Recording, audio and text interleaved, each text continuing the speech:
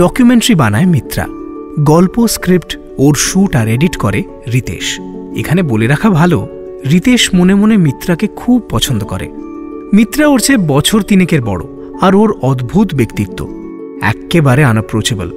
একদিন নন্দন চত্বরে একটা কাজে গেছে দুজন, বসে আছে গাছতলায়।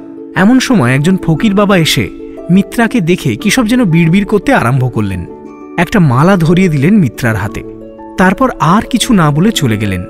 মিত্রা একেবারে এসবে বিশ্বাস করে না। ও রিতেশকে বলল, শোন না, ফেলে দি, বুঝলি, এসব আমি রাখবো না।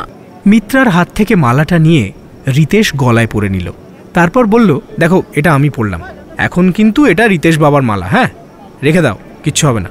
তারপর অনেক বছর কেটে গেছে, রিতেশ মিত্রার আর যোগাযোগ নেই। মিত্রা এখন মুম্বাইতে থাকে, তবে পার্সে রাখা মালাটা এখনো ফেলতে পারেনি। যখনই ফেলবে ভাবে রিতেশের মুখটা মনে পড়ে যায়। বাকিটা ব্যক্তিগত।